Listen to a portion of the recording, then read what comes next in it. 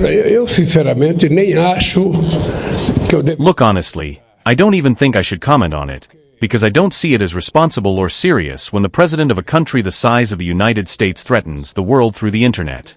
It's not right. He needs to understand that the world has changed. We don't want an emperor. We are sovereign nations.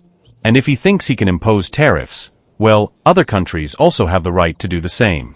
There's a principle of reciprocity. At least, that's what I believe. I find it very misguided and highly irresponsible for a president to go around threatening others on social media. Frankly, there are other ways and proper forums for a president of a country as important as the United States to speak with other nations.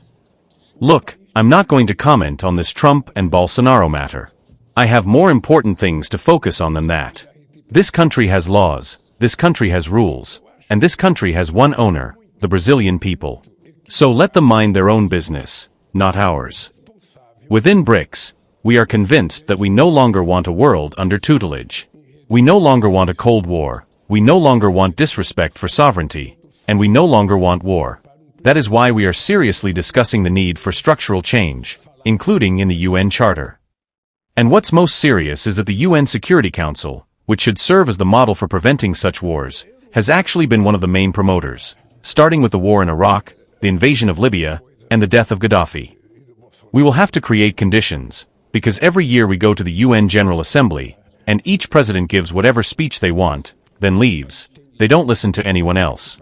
It's like an ideological shopping mall. Everyone sells what they want, buys what they want, with no obligation to listen or engage. In other words, the UN needs to hold a proper conference to seriously discuss the issue of wars. The world needs to find a way for our trade relations without having to use the dollar. When it's with the United States, sure, it goes through the dollar. But when it's with Argentina, it doesn't have to. When it's with China, it doesn't have to. When it's with India, it doesn't have to. And when the focus is Europe, people discuss the euro. In other words, no one ever decided that the dollar should be the global standard currency. It just happened that way. Obviously, we have a responsibility to move forward with great care. Our central banks need to discuss this with the central banks of other countries. But this is something that has no way back. There's no turning back. It will happen gradually, until it becomes consolidated.